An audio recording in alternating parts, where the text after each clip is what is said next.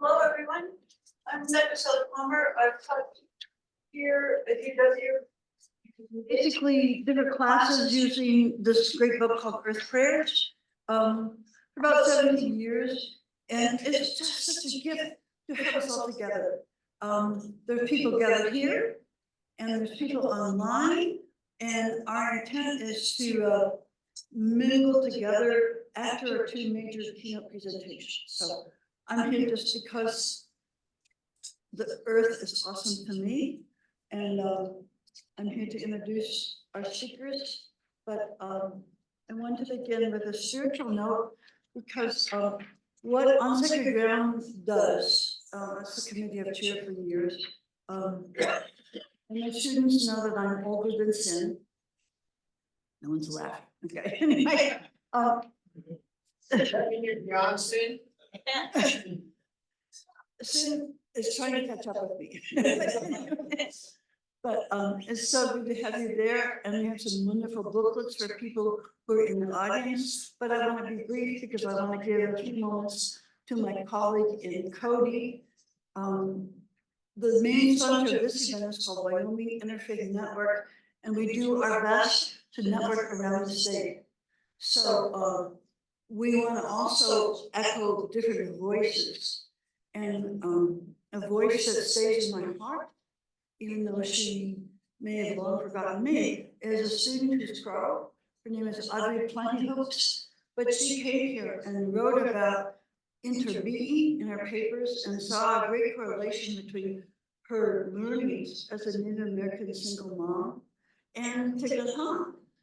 And that's what this session is about, spiritually speaking, is that one is we are inspired by the water, but the other is that the water speaks a different voice to us. So a quote, one of my favorite Native American poets, Joy Harjo, as we begin, and then we'll call on my colleague Warren Murphy, who hikes so he can see the water with his own eyes and spirit.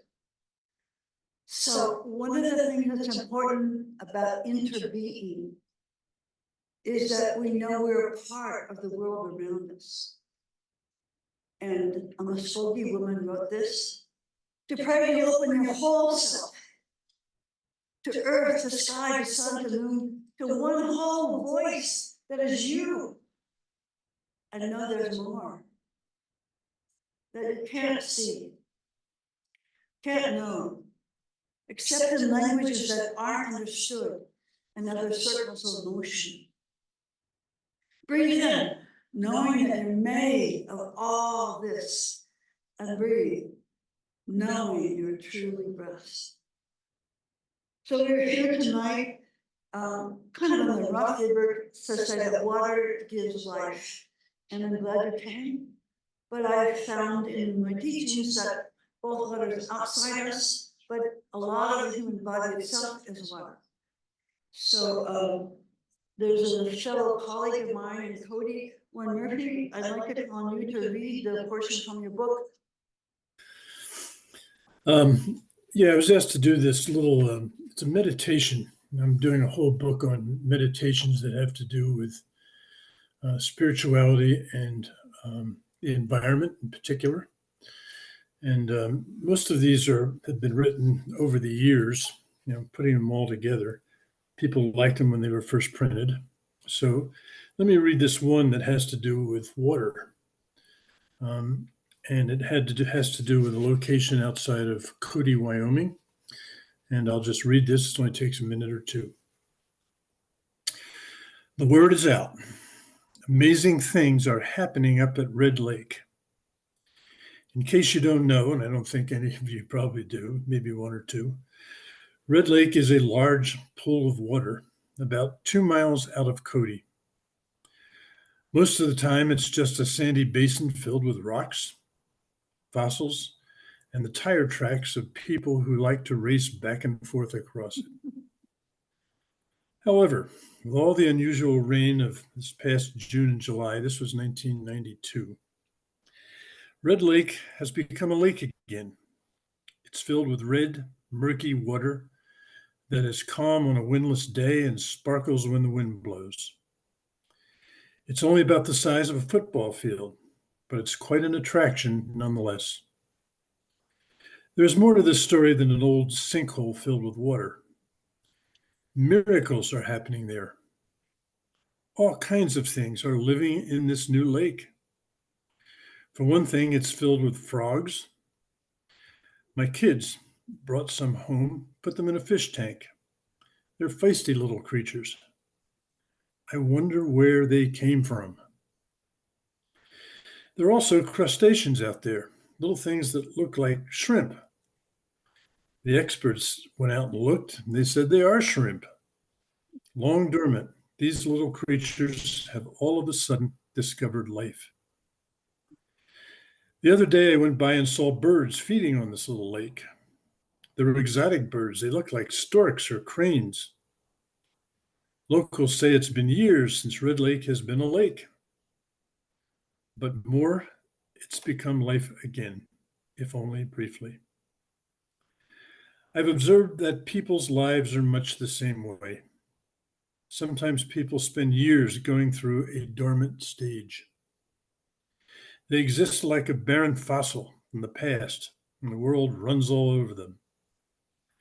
Then all of a sudden, something happens.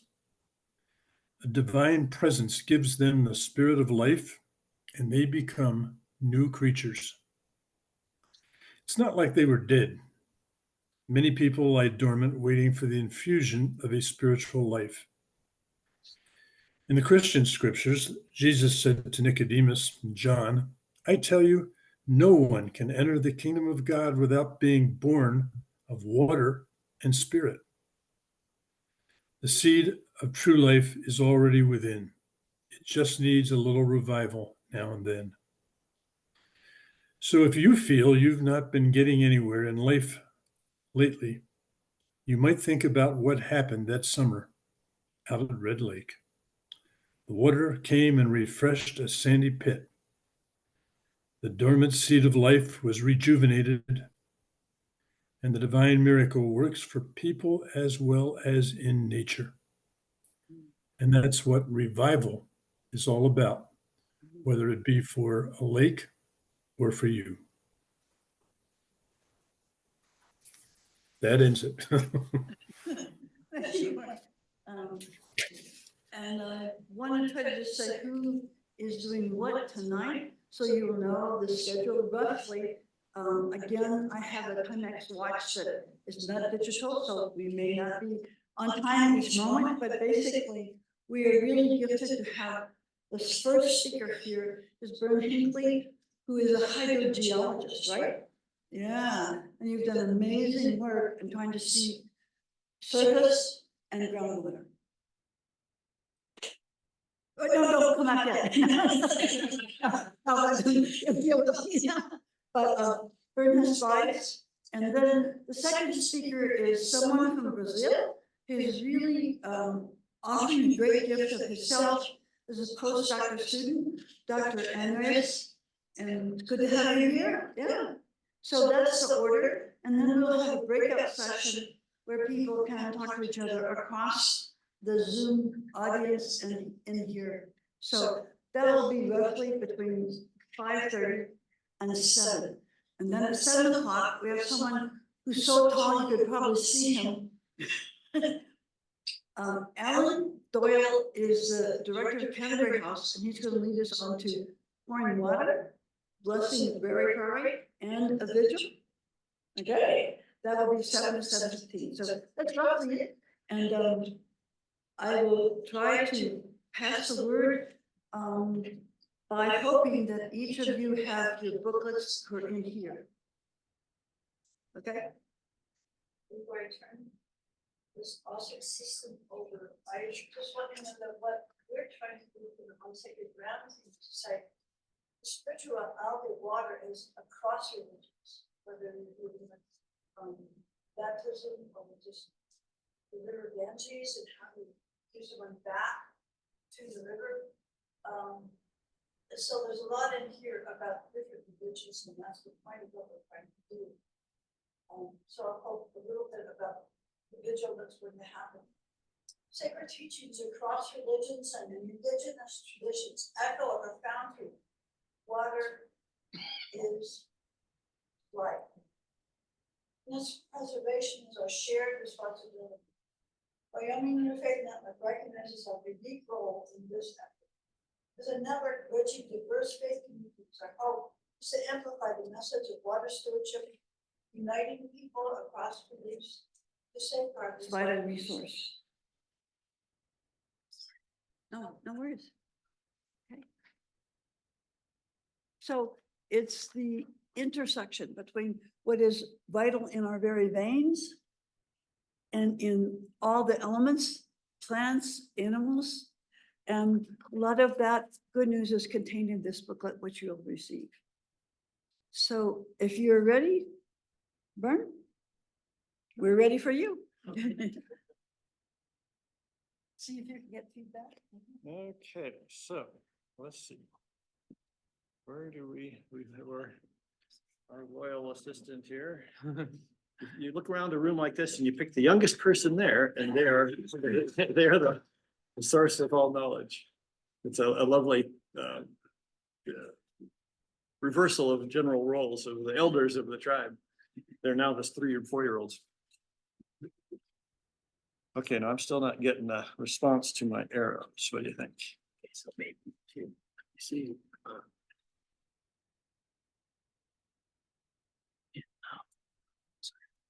I think you're good. Okay, all right. So here we are on World Water Day. My presentation will be more physical than metaphysical. A bit nerdy, but Sally read me in on a few things. Those of us that are in the sciences want to share all the excitement of the science, and it may not be universally appreciated. But what I was going to do is go through kind of the hydrologic cycle, and I think that's consistent with the more with the thoughtful, the spiritual aspect of what we're doing here, to point out that how water cycles through our earth and through our environment. So I'm going to start out with, let's see, now can I get rid of that at the top? Well, perhaps not. Okay, so where is all this? Where is all the fresh water in there? Most of the water, of course, is in the oceans. What's 3/4 of the surface is covered by ocean. But what we've been talking about here are these lakes and reservoirs. This is the most visible sign of the water, and so the part with which we have the most interaction, the lakes and reservoirs, and Red Lake, like the gentleman from Cody was sharing with us. But look at the volumes. Far more water, 20 times more water is beneath the ground. So let us not ignore what's beneath our feet. As my friend Ron Frost said, he was happy I was here in 3 dimensions rather than 2. And we should appreciate the earth in 3 dimensions rather than 2. And then the ice locked up in, or the water locked up in ice sheets and glaciers is vastly more than that. Usually that's just kind of off on the side. We don't worry about it. But as you know, that component as well has become more important to us. The other thing that's interesting when you start looking at where the fresh water on earth is, are these rates of water exchange.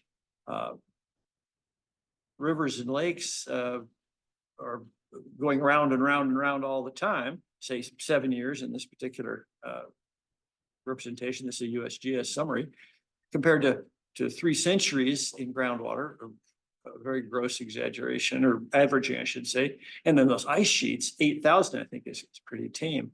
And that has implications for how we address the water.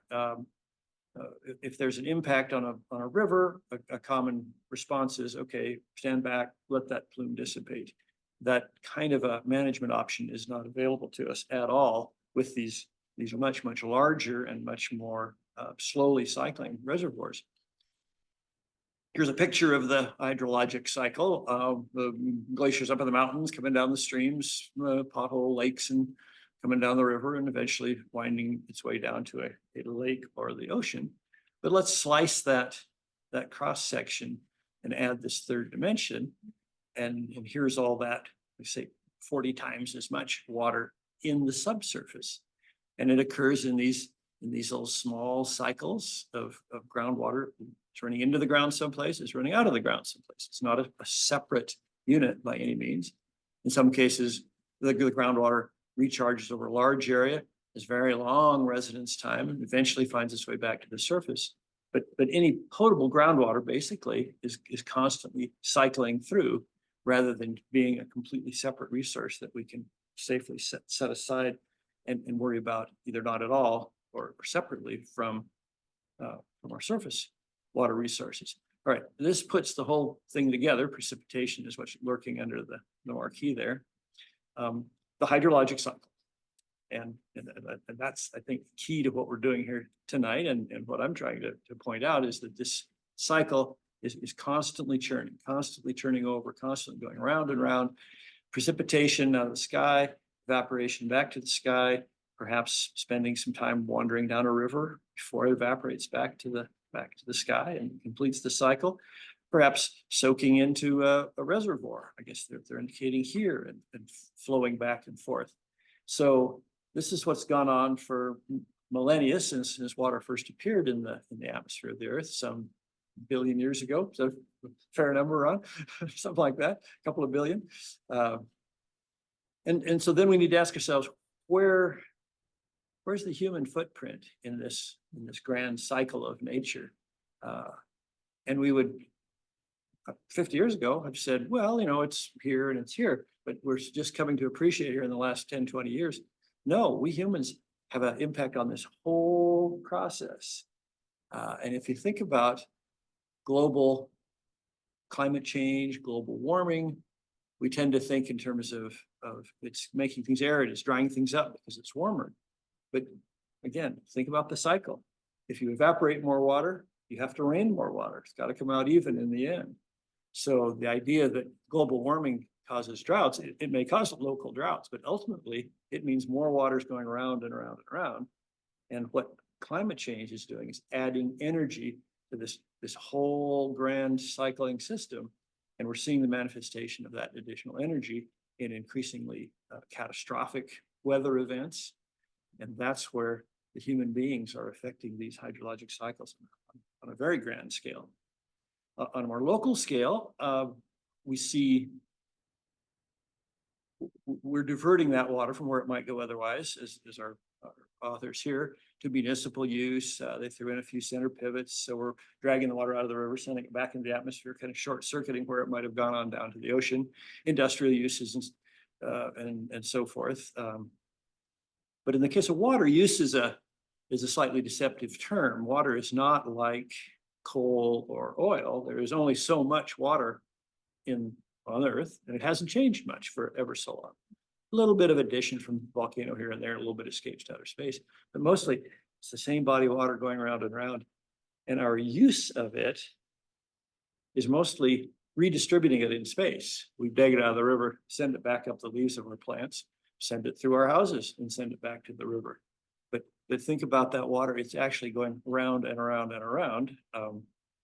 If you leave the sink running while you're brushing your teeth in Laramie, what happens is the water comes out of the river, goes through the pipes, goes down your drain, goes back to the river. There's really no net change. Now, if you put it out on the front lawn, then it goes back up into the air.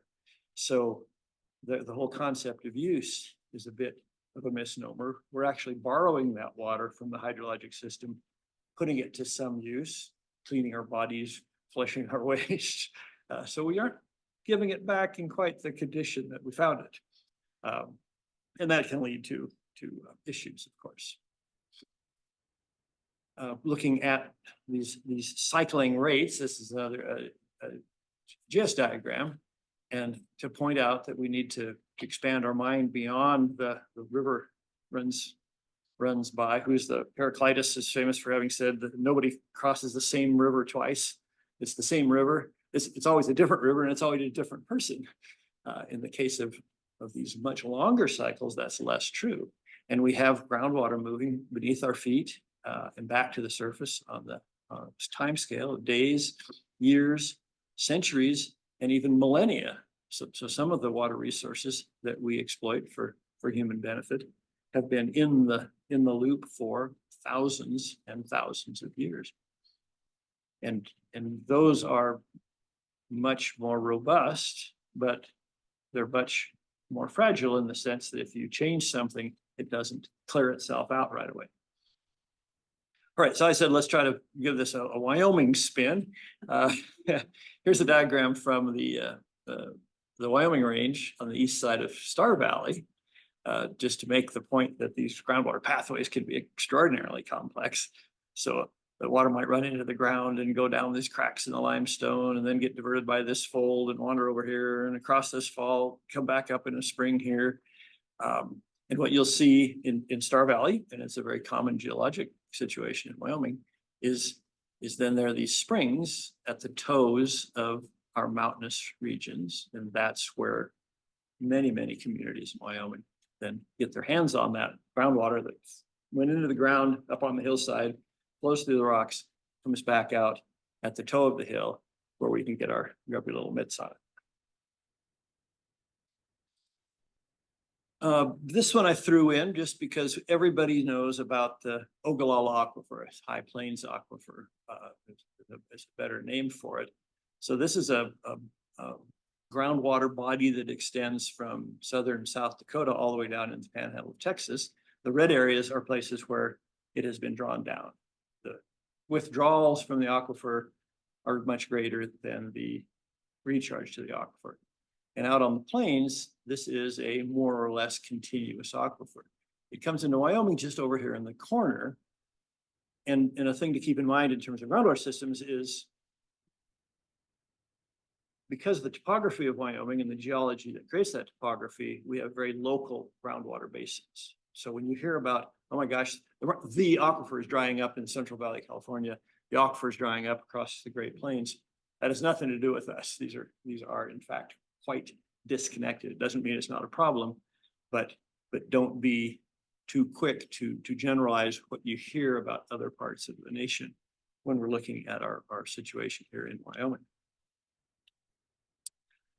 All right, let's turn up the microscope a little further and talk specifically about Laramie.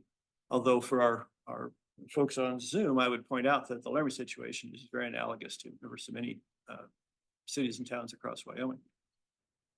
And it's certainly common in a second grade class, where does milk come from? Well, it comes from a carton. Well, where does the carton come from? It comes from the store. Where does the store come from? It comes from the dairy.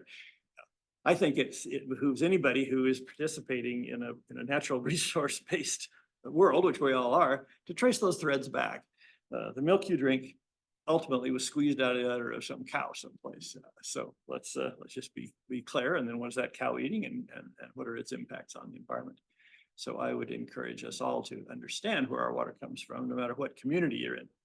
In the case of Laramie, there are two answers.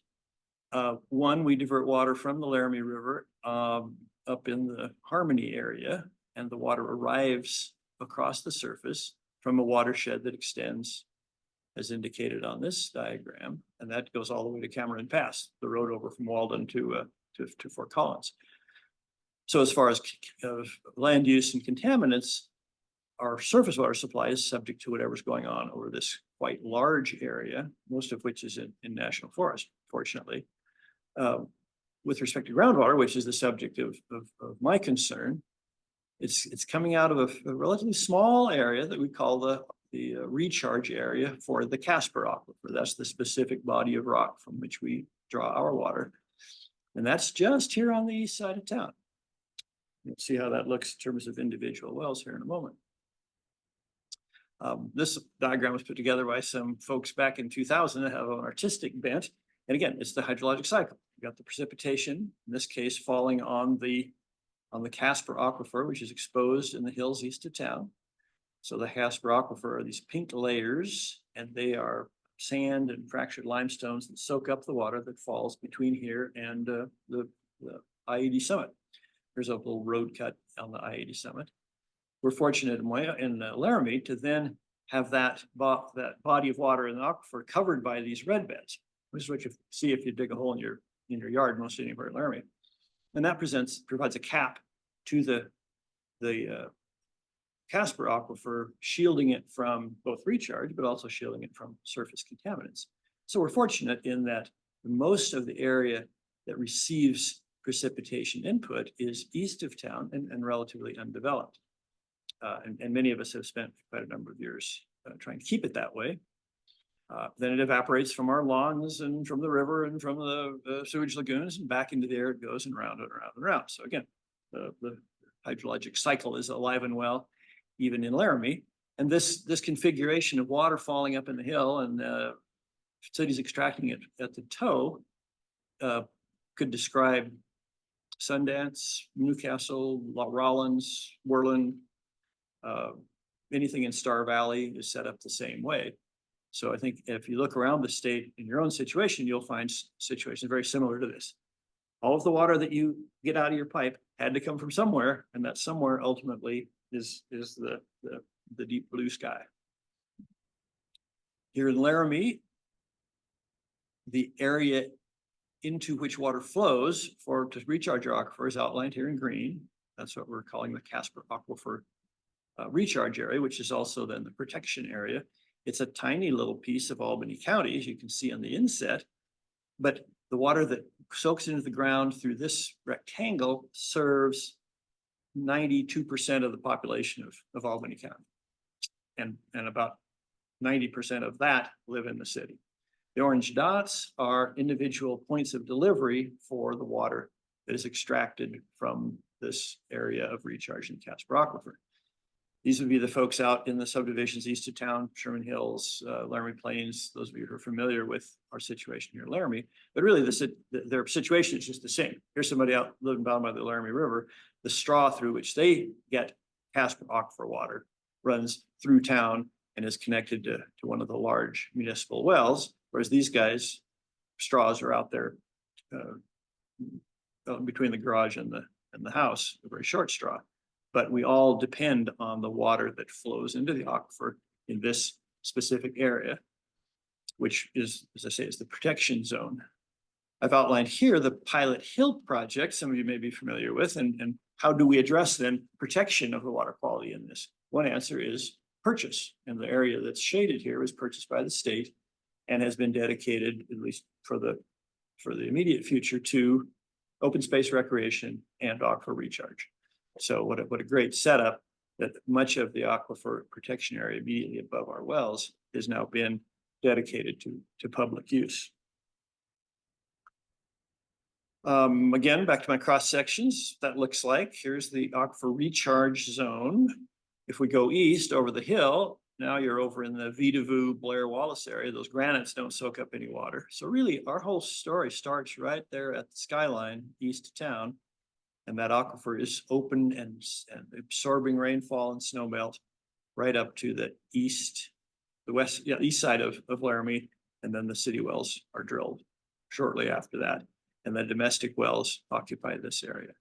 Then most of town is out underneath these red beds. So very straightforward system, lots of complications in detail, but basically that hydrologic cycle. Water soaks in the ground, wanders around, we bring it back to the surface. Here's what it looks like.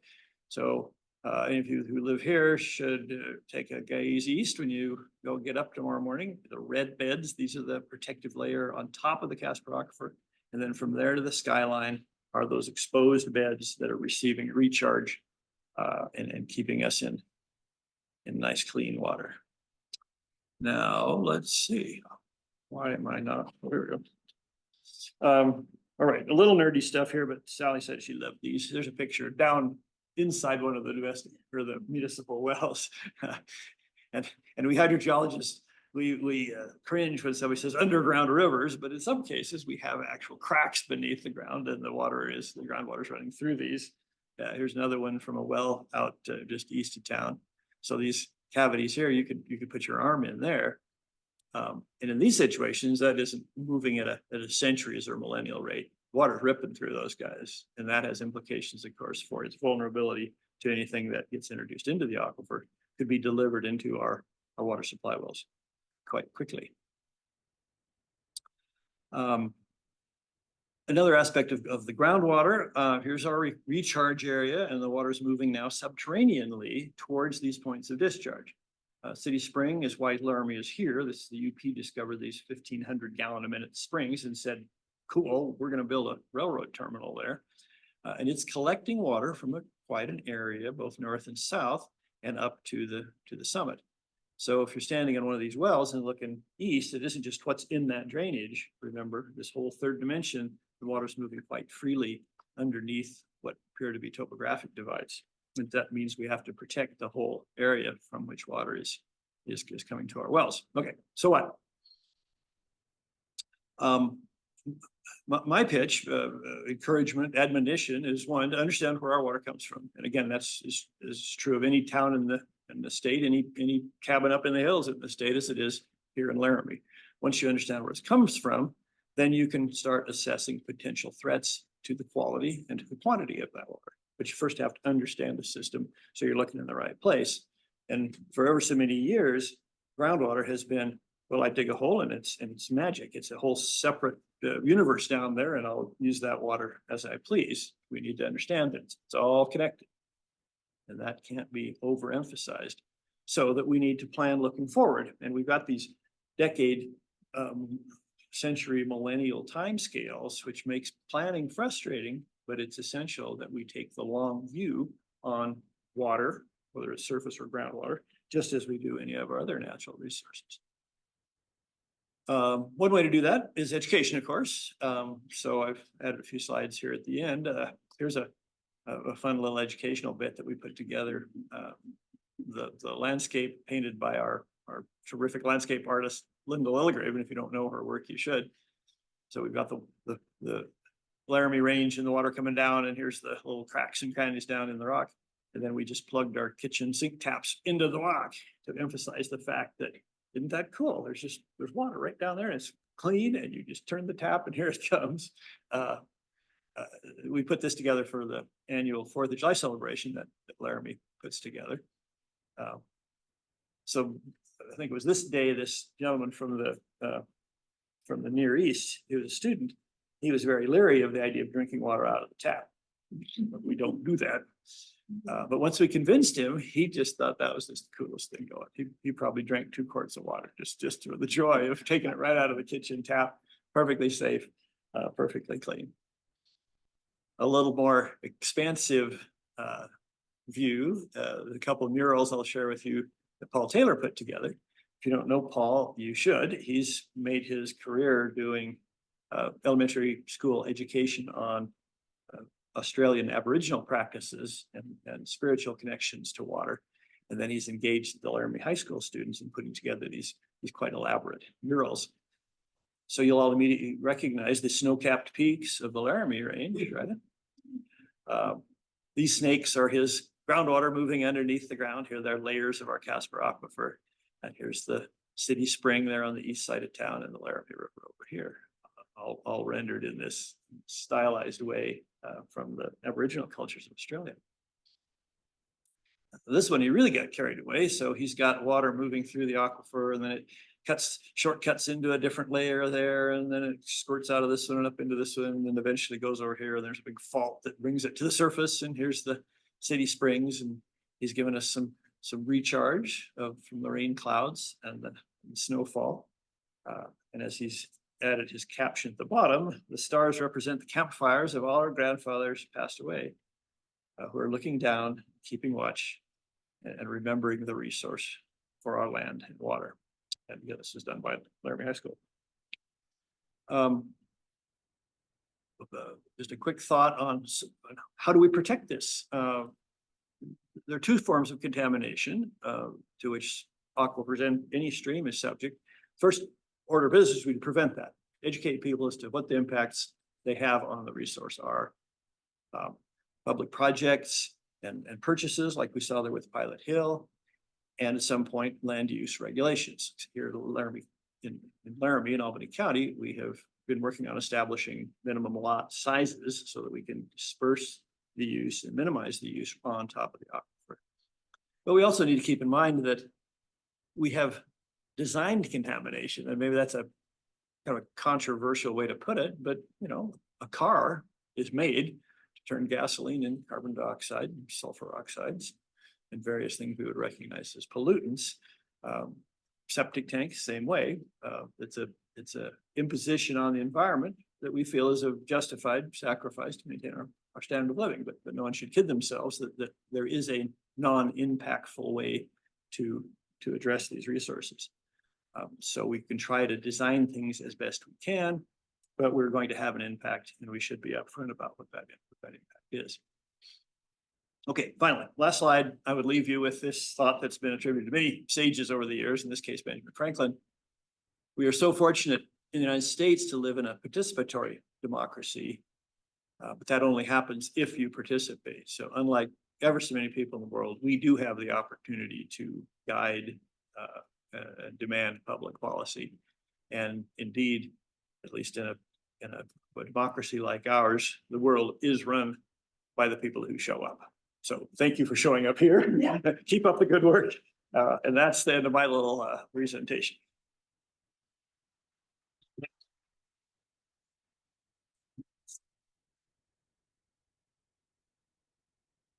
Thank you, Bert.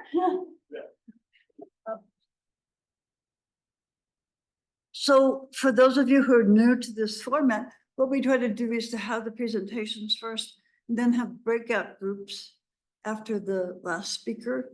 And that gives us a chance to ask the speaker questions and other things, but rather than not hearing everyone profoundly, we'll move on. And I see someone in the audience who I think want to talk tonight. Dr. Ewers, do you want to say a word or two? Well, of course. We are guests of yours. Thank you for this beautiful space. Do you want to come forward for a minute or two? Yeah, or more, yeah. And then be your turn, Dr. Epps. Yeah. Could everybody hear Bern? Not well, yeah. We can hear them very well. Good evening. My name is Brent Ewers. I'm a faculty member here at the University of Wyoming. I'm the head of the Department of Botany.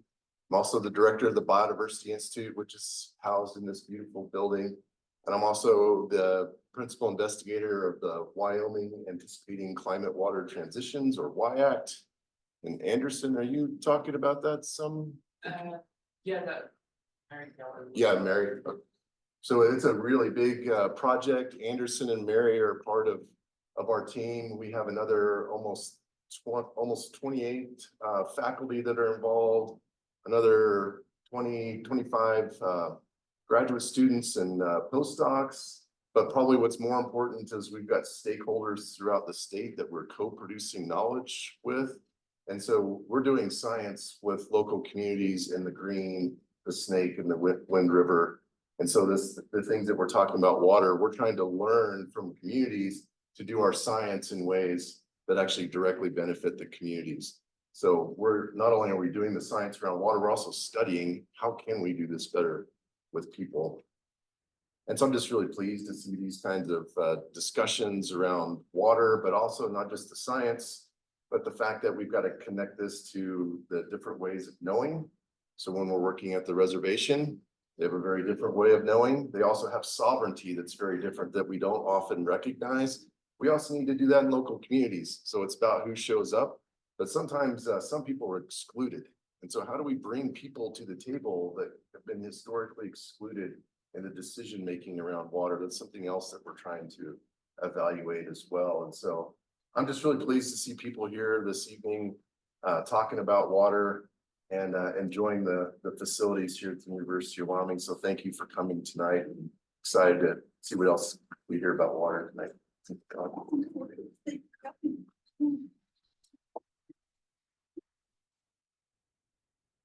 And for the technological expertise, you may want to take one of these booklets, or you have one. Okay, so our intent is to be integrating.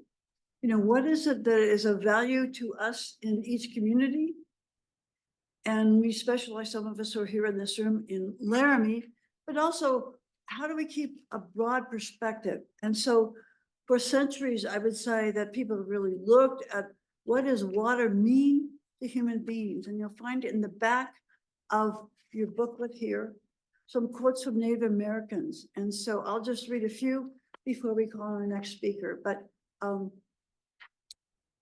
I just say breathe, stand up, whatever will help you pay attention to WYACT people, because you're out in the grasslands.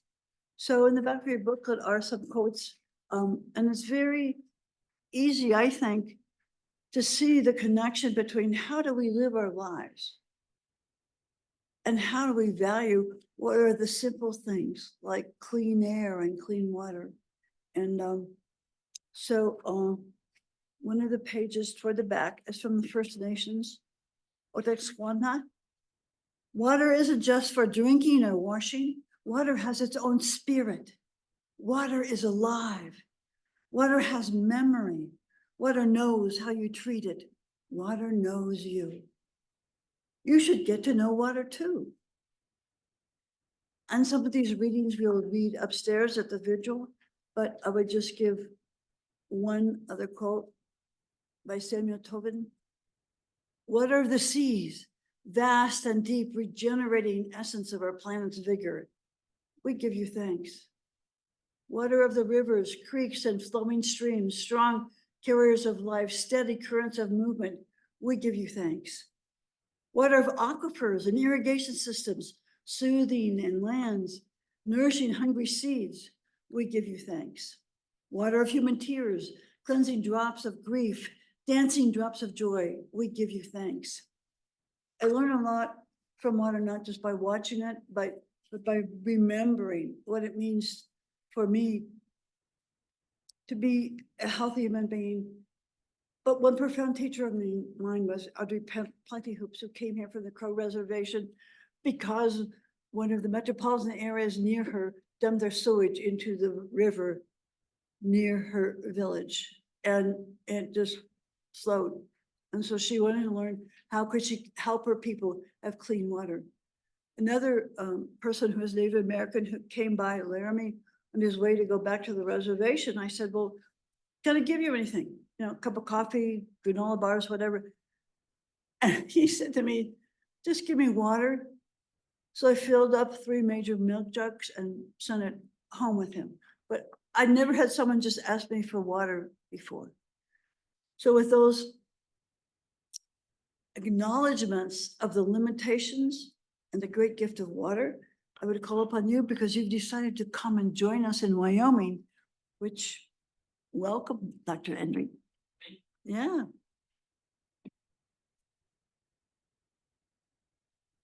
Thanks for having me. Actually, Dr. Mary Keller will lead this session, and I will be here to facilitate it. So it's my pleasure to be here. My name is Anderson de Figueiredo. I'm a postdoctoral research associate working with WIACT, and right now I just let Dr. Mary Keller lead the session. Thanks.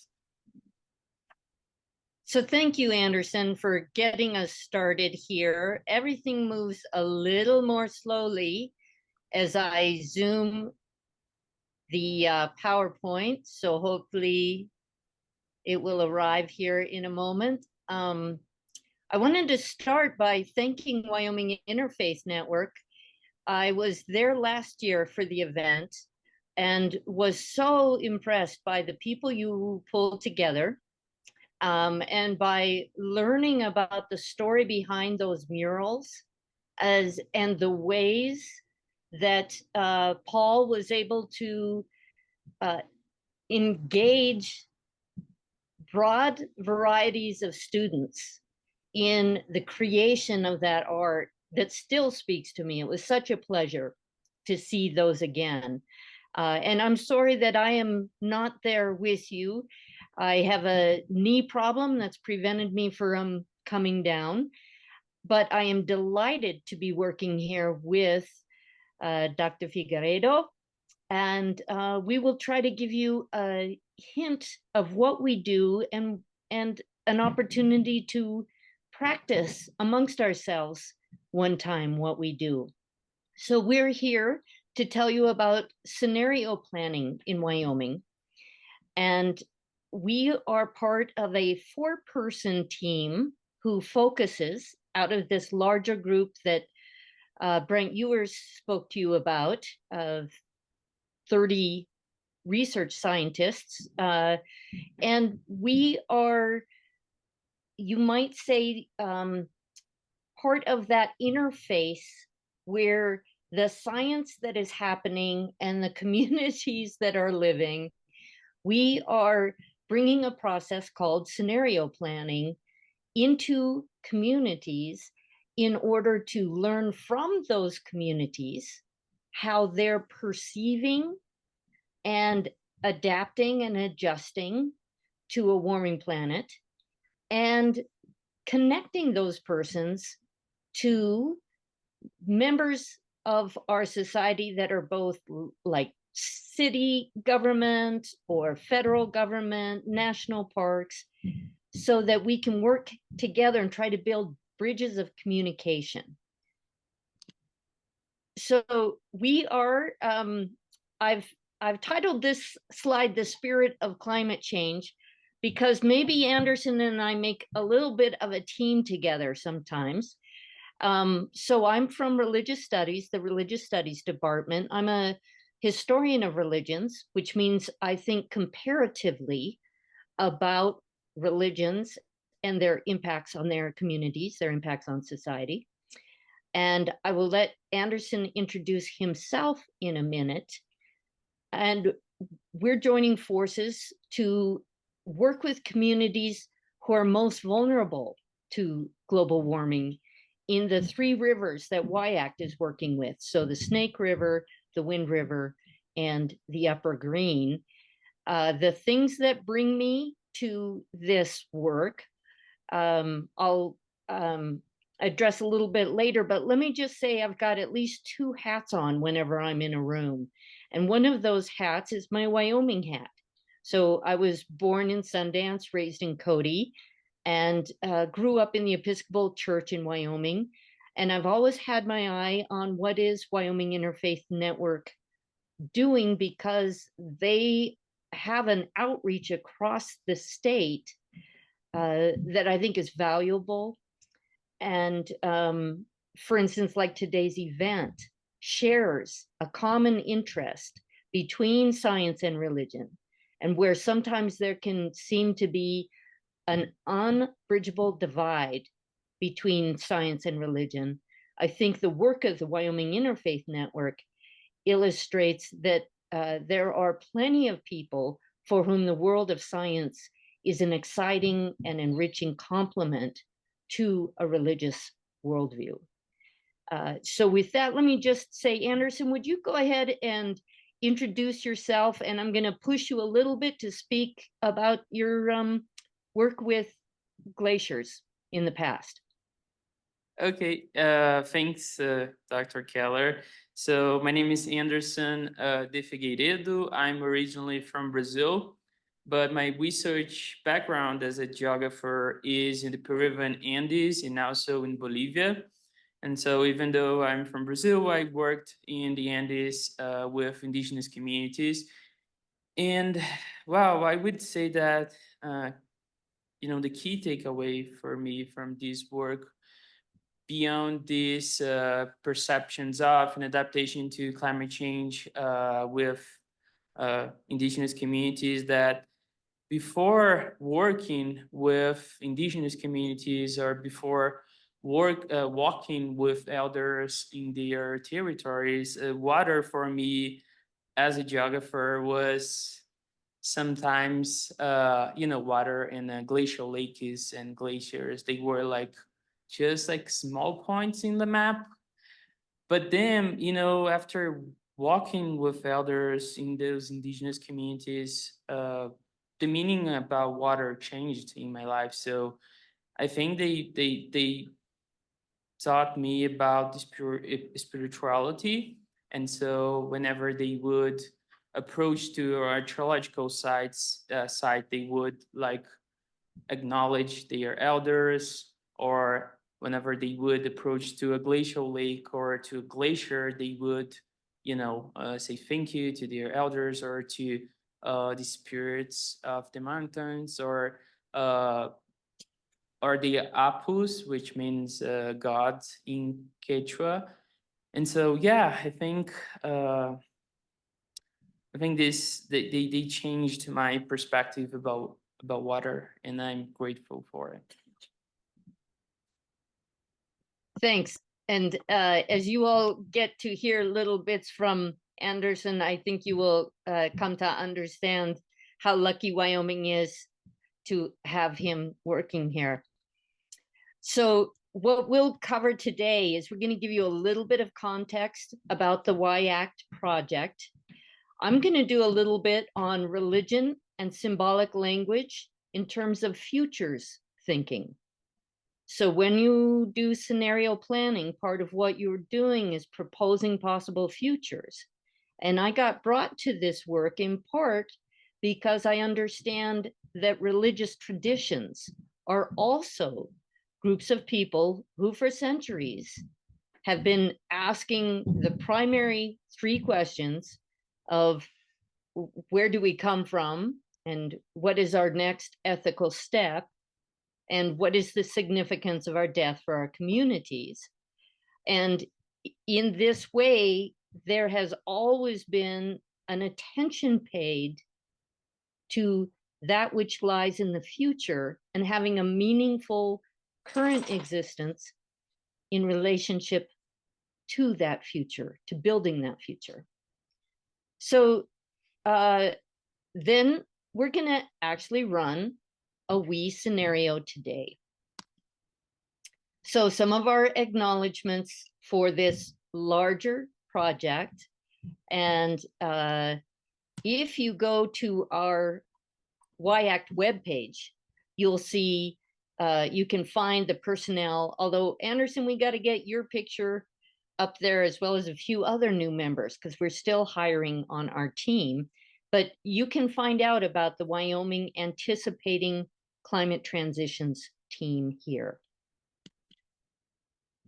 So the question about scenario planning, why would we use scenario planning if we've got teams of researchers, including economists and agricultural economists, trout people, hydrologists?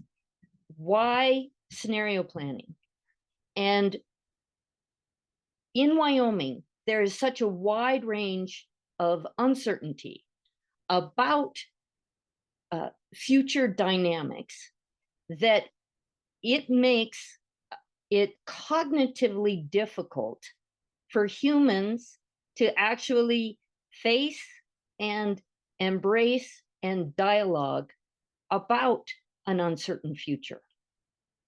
We want to connect the science to the kind of action that it will require collectively for us to build livable communities where we can express our care for the creation as well as our care for the most vulnerable. That climate scientists rarely get the questions and concerns, especially from those persons who are most overburdened. And so our scenario planning gives us this vehicle for bringing those persons into the conversation in ways where dignity is enhanced and stories are shared. So we see scenario planning as a possible solution for the connectivity part of anticipating climate transitions in Wyoming. So we hope to build local capacity. And that means that people in communities would actually be feeling stronger about their access, about showing up. Where do you show up? How do you show up? If you're not an expert, what do you do to get your concerns expressed and answered? So those are part of the goals of WYACT. So now let me shift into a little more background that's kind of fun on religion and scenario planning. So oftentimes people will ask me, well, Mary, what does religious studies have to do with climate issues? And then as soon as I point this out, you can just watch the wheels turning. The religions have always been about human experiences of nature's power. And in this little spread here of suggestive icons of that kind of relationship, I want to point out that for the Thunderbird emblem, part of what we're seeing there is when a religious worldview elevates animals as the teachers and the authorities of a landscape, that decenters how important humans are and tells us to be in a relationship where we're paying attention to that animal, and that the Thunderbird represents the kind of power that humans should be humble in their relationship to.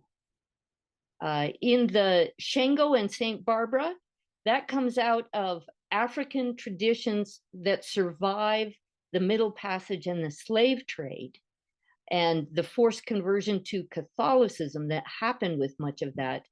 I think this one's interesting because Saint Barbara, right, she not only gets lightning, she gets a sword, she gets a castle, and she gets a cannon with cannonballs. So we know how powerful she is. She's representing a relationship to a kind of power on the land, as well as that relationship to the weather. And then Shango is the Yoruba deity who gets partnered with Saint Barbara. So you can put Saint Barbara up on your altar, and the Catholic priest will think you're being a good Catholic, but you're really meaning Shango, because Shango was the African authority of power. So this is allowing you to bring a little Shango into your world. Ye old Thor, got to bring in Thor. The European traditions and most ancient of the European traditions, the divinities are relating to the experience with nature, the power of the lightning. And then in this contemporary online prayer group, we see you might need prayers for extreme weather. And I would say, in fact, that given what I know about the relationship of religions to the natural world, if, as our previous speaker noted, there's going to be more severe climate events, I would say it's going to get pretty religious, because people are going to be trying to understand what is my relationship to this fury or this development in a land where I understand myself in a relationship to God's will. So what kind of prayer will it take if it gets worse? In terms of a kind of sociological take on these issues, then a lot of good research is being done now. So we've got the Pew Research Center and the Public Religion Research Institute, PRRI, has just recently published The Faith Factor in Climate Change. And the faith factor for them are those steps willingly taken that are influenced by faith. So this strikes me as that's one of the things that Wyoming Interfaith Network is often doing, is they're promoting steps taken that are influenced by faith. And that the perception of a threat, it's how one perceives the threat that's going to lead to daily acts, whether those are prayers or voting behavior. So it's how you perceive the threat. And in some of the community work I've done, I've had, there was a Baptist minister from Sheridan at one of the events, and he said that for most of his congregation, anything serious that happens in the world is going to be seen through the lens of the end of times. So if people's perception of what is happening is always viewed through a lens of this is the end of times, then their behavior is going to be according to that perceived threat. Now, how people use the lens of their religious worldviews can be so different. And so here I've just shown us two examples with the current Pope and his Laudato Si, his care of the creation document is a deeply historically, scientifically grounded statement on the responsibility of humans to care for the earth. Below him, we've got Senator James Imhoff, who famously brought the snowball onto the Senate floor to say, doesn't look like climate change is happening too much. And besides, God said there will always be 4 seasons. And his lens that he has promoted is God's in charge, and it's going to be okay. So those are 2 very different approaches when it comes to a faith factor impacting how humans are or are not taking steps to live in this world. That gives us some of the range of possibilities ahead, if I'm right, and it's going to get very religious. We might get one more bark out of that.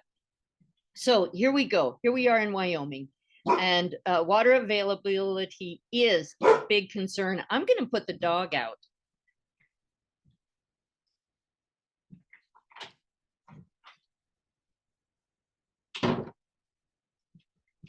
Thank you, thank you. It wouldn't be Wyoming if we didn't have dogs in our house, right? Now, part of what Anderson and I would like to do with you today is to tell you about 3 trends and then ask you to think together about a possible future based on these 3 trends. Now, if Anderson had the full time with you for the kinds of processes he brings, one, he'd probably like to go on a walk with you, because that's one of the best ways to exchange information. But he'd start with an interview, because we need to start at that level of building a kind of relationship and trust in learning about what you know and your past stories. And then you would become part of maybe a focus group in your community, where together and collectively, you would consider your futures and you'd bring your individual concerns and you'd start sharing ideas and strategizing. And then we'll do our first one in Jackson in another 2 months, a community deliberation, where we will seek out those persons in the community who have their hands on the levers of power, whether those are county commissioners or emergency response team people, and bringing the voices of those who are most vulnerable in the Upper Snake River into a conversation with those who have some forms of local power and policy, and they can strategize together. How could these concerns and how could those policies help us build out for a better future? But for today, you're getting this mini version. So here we go. Trend number 1 for us to think about. I'm now setting you up for a possible future in Wyoming. And then we're just going to set you with 3 questions to ask. So trend number 1 is that there will be less snow in the future. We have this graph from the Greater Yellowstone Climate Assessment, moving from 1950 to 2020. And you can see that a trend line is happening there. Now, these trend lines are what a climate modeler is going to be entailing. This is the data coming out of Wyoming SNOTELs and all the different research points where we've got snow depth stuff happening. And you see that there's significant variability in the mean annual snowfall, but we have a trend line. Those trend lines tell us a lot about a pattern ahead. And it's hard to interrupt a trend line. It's not hard to have a big difference year to year, but it's very hard, very slow that climate trends actually turn themselves around. All right, so there's trend number 1, less snow in the future. And in these 4 images, part of what you'll see is on the left, the circle, as you see or let me just put it this way. Anything in blue on the image is snow. Anything in red is mix, and anything in green is rain. And by building from our data and building from the trends, our climate modelers are showing us this progression where snow is receding to the highest peaks, and we're getting more of this mix and more rain headed up. So this is part of trend number 1, which is less snowfall. And you can think through, all right, we've already heard that the water cycle, even if it's warmer, the water cycle actually has more energy. So it might not be coming as snow, but it might be coming as energetic rain. So that's something to kind of think about. Now on this one, these are trends 2 and 3 being shown on one slide. The top trend, if you have a look at this graph, the Wyoming average annual temperature for a century. And if we had more time, if we were doing this, we'd all start telling some stories about maybe you remember 1981. Maybe you remember 1931. Maybe you remember 2022. I'm having trouble seeing the right side of this because of my screen. But what we can tell is, once again, you've got variability happening on the average temperature for the state, but the blue line tells us about a trend, which is for a 2.2 degree temperature range, Fahrenheit temperature range for the century. So this is the kind of data that then our climate modelers are going to use, and I'll show you what that might look like in 2040. Trend number 3 is that precipitation, and again, this echoes our first speaker, precipitation might in our area be trending down slightly. But look at the difference between the way the temperature is trending upward and the precipitation is trending so little, it's hardly significant. And that equates to temperatures can go up, but as they do, then that warmer air carrying more water leaves the precipitation volumes, averages, less impacted. So those are your 3 trends to consider. As we now look at this slide and our challenge. So now we're thinking about the year 2040. And according to this conservative estimate that is built by a climate scientist and works with the NOAA and the major climate modelers. So this is a conservative estimate, meaning there are persons and climate models that could show you a greater and some that could show you a lesser increase. But on the left, you can see where we've got the 1961 to 1990 average. You see quite a bit of Wyoming with the darker the blue is, the higher the altitude. So those are the peaks.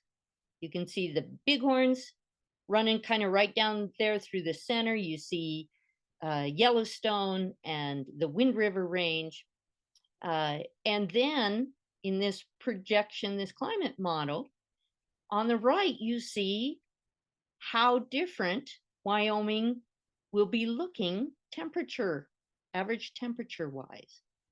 And again, because we have a kind of certainty with temperature, it's baked into the laws of thermodynamics, and we understand that quite well, we can be quite confident that this is not far off of where we will be.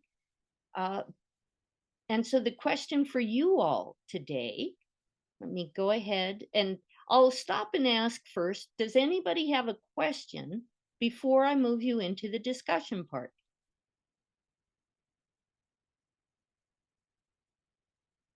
Then it'll be later.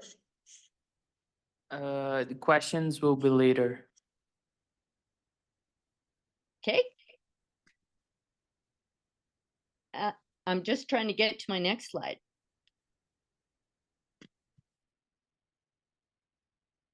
I jumped one. So at this point, and I'm not sure how many people, Anderson, can you help me with how many people are in the room there? About 12. 12? Yeah, 14 with, yeah. And online too, and the legal provide people. Yeah, but in the room we have 12. Right. No, And so 14. let's divide the people in the room into two groups of 6 and ask them if they can please organize themselves with one group at the the bottom left of the room in the chairs near each other, and one group in the upper right of the room, so that you have enough space to be able to talk to each other. And we have these 3 questions. We would like you to spend 5 minutes each, and I'll run the clock on this, to consider this 2040 future together in 3 ways. And the first way is very important: to think about how it might smell, sound, and feel in 2040. And a question that we can ask at the Wyoming Interfaith Network is, how do you think your spirit will feel? And for those of us who might not see 2040, your spirit, I want you to think in terms of generations and your care for what's ahead. Then 5 minutes on the kinds of adaptations and opportunities that people may have found. And then finally, on 5 minutes on what challenges our communities facing. So those of us online, Anne-Marie is going to move us into our own discussion group, and we will come back in 15 minutes and see where you all have gotten in being able to explore these. Hey, so Anderson, how did it go there? Well, we had like a great discussions. So I don't know if you want me to ask for one participant of each group to kind of briefly discuss, report back, or do you want me to? Yeah, I'm going to just highlight a few things that came out that I thought were exciting. Okay.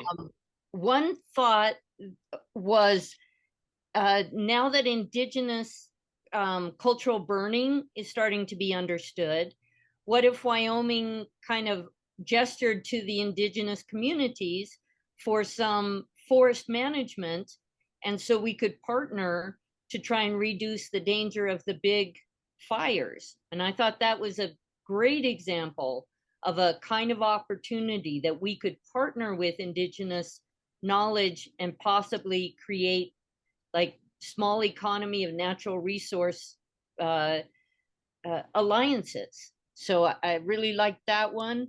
And possibilities of new crops, as well as some persons expressed thinking it could be nice and warmer in Wyoming as well. So let's give a nod to the fact that we're in a cold place to start with. But a question as well about migration with animals and plants moving to higher elevations. Like, so there could be real changes in who are the animal neighbors and what are the migration paths and seasons. And then between the economic and political changes that could come ahead, what will it mean for rural Wyoming with such an energy intensive economy? And but also, I suppose, the possibilities for renewable as well. So I'll turn it over then to anyone there who wants to report out.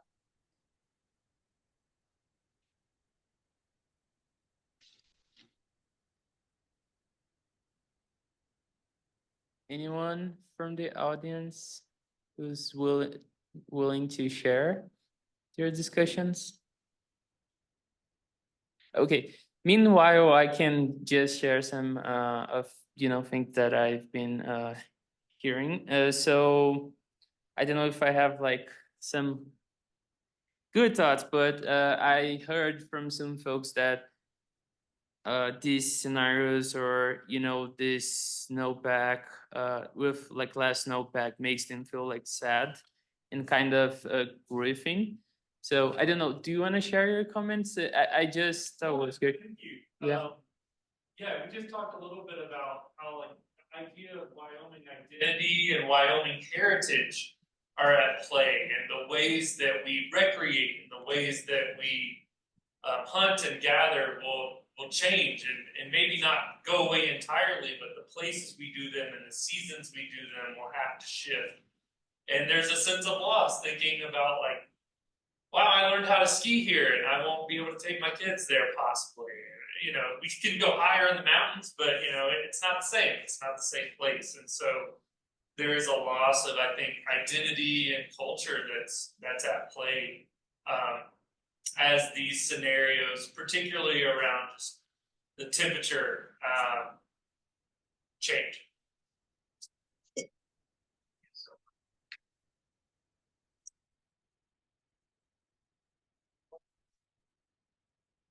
I was bringing up conservation. What more can we do individually as to conserve water as opposed to wasting it? And I see people running the faucet 5 minutes washing dishes when my grandmother showed me how to scald my dishes, and I'm still doing it here with hot boiling water.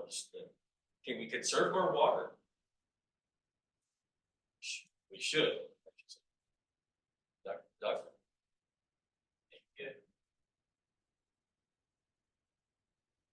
I think we need to turn things over to Anne Marie. Oh, no. You're muted, Mary. Yeah, Dr. thank Cal. you. Thank you, and I talked too long, so Anne Marie, please help us. No worries. It was very interesting and always educational, so I love it. And I don't have a lot to say other than just to invite everyone to stay in touch with Wyoming Interfaith Network's materials, our website. We're really reworking it and adding more and more of our videos and material out there. In the booklet, you will see, some reflections. You'll also see some suggestions for conserving water. So thank you for that lead in. And then, some spiritual reflections as well, because we come not as a single dimension people, but as humans that have a spirituality of whatever nature it might be.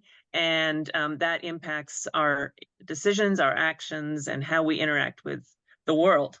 And so I'm excited about what we've done here, and for Alan to do the Interfaith Vigil up in the Berry Prairie, and look forward to a book. We don't know which book read we'll do for the fall, but we'll probably do something related on water.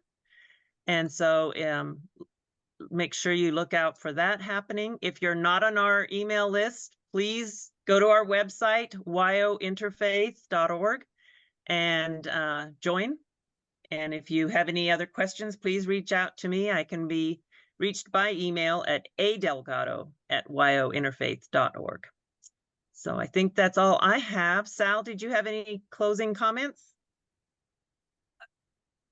I always have something to say. That's why I practice silent prayer. But I do have to watch the time, and I'm sorry, because I think our coming together itself is important. And online, people's emails, and here the sign-up sheet, if you'd like to hear from either of the 3 sponsoring groups, which I want to say thank you to, because we couldn't have done our own. Wyoming Interfaith Network, Albany County Clean Water Advocates, and Wyoming Anticipating Climate Transition. So thank you. But if you want to hear more and you want us to share your email, just sign up in the sign-up sheet in the back. Very quickly to say, I think what we're about is what happened here. is called collaboration. It's called, we can help our communities and our world survive if we say, let's work together instead of being siloed out or being divisive. So I'm very, very grateful that you came, and Marie for guiding us electronically, and Anderson for letting us be electronic agents. Okay. Thank you. And anything else, Anne Marie? I just say thank you to all our Okay. presenters Yeah. and thank you to Sal for really working hard on getting this all together. Mhm. And then we'll be back next year. Yeah.